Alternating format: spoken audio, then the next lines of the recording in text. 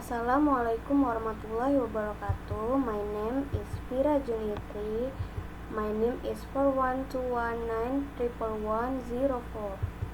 and I am in class ABL 3B Import. And I will explain what is formal email. Formal email is an email sent to an institution, superiors, or people who are respected. These emails are usually related to business, job application, or other matters. And this is the example of formal email. In writing a formal email, you need to pay attention to following things. The first is writing the subject. The subject is the first thing that the recipient of the email sees. So if you don't write it correctly and clearly, it can cause the recipient to delete it immediately without opening it first. Write the subject of your emails as short and clear as possible, in words that catch the attention of the recipient in one day. The second is greeting, which is to use dear sir or madam if you do not know exactly who the letter is addressed. However, if you clearly understand the recipient of the letter, use dear Mr. or Miss Riz or Miss, followed by the person's last name. The third is to write a short, concise paragraph. For this part, the content of the main text will vary depending on what you are trying to communicate to the recipient. In formal email, writing it requires short words or sentence and simple sentence structure. Separate your text into 2 or 3 paragraphs so that it makes it easier for readers to know the important points you want to convey. And don't forget to use sentences that show good manners and manners. The final statement is the last sentence in writing a formal email that you need to write like this, that you hope to get replies from your email readers. Then, don't ever send an email without double checking or rereading what you've written. Grammar mistakes, typos, and so on are common and can make you look unprofessional and sloppy. All of these things can be avoided if you are more careful before sending. Then the last one is closing off. Don't forget to write the closing words that are commonly used in emails, such as best regards, kind regards, or regards.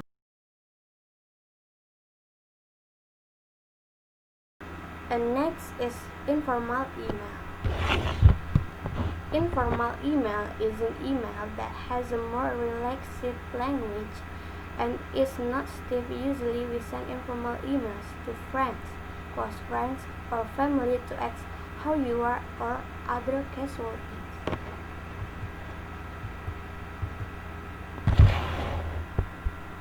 In informal emails, unlike a formal email, in writing an informal email, you only need to use the language you use every day because the recipient is not your boss. The first is the subject. You are free to write for your loved one or relative. The second is greeting. You can write it down like morning, hi, how is your life, and others. And the third is the content of an informal letter, namely that we can ask how the recipient of the letter is, mention things that he has told us before, or mention directly the purpose of our letter as the opening of the letter. The language and style of the letter should be neither stiff or casual. Write a letter as if we were talking directly with our friends. Keep paying attention to grammar and spelling because these two components are still an assessment even though the letter is informal. The fourth, namely you write the last sentence of your letter that you hope to receive a reply from the reader of your email, or can be closed by hope to see you soon, I wish you all the best, take care of yourself, and etc. Then the last one, write our first name only. Okay, next is cover letter. Cover letter is a cover of a letter when you apply for a job. The content of the cover letter is a brief description of yourself and show what position we will be applying for.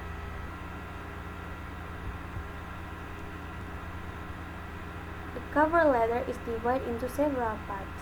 First is the opening part, is to whom the letter is addressed.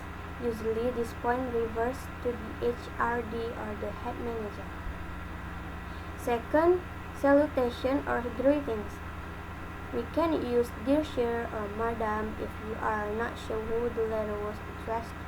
However, if you clearly understand the recipient of the letter, use dear Mr.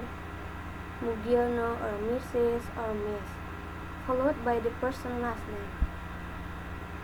Next, make sure the content of the letter are not too long. In fact, the existence of a cover letter is only a formality and is often overlooked by agencies. However, that doesn't mean we can make cover letters carelessly. Write a brief background about education and work experience that stand out and also include where the job information was obtained. We can also mention the completeness of the data included in the email sent, such as a curriculum vitae and a portfolio. To conclude, there are no special provisions. Use formal language and write your full name. Also, make sure not to make mistakes in writing or pronunciation. Don't hesitate to ask friends or colleagues to correct the letter that has been made before sending. Okay, I think that's all and that's enough. Thank you.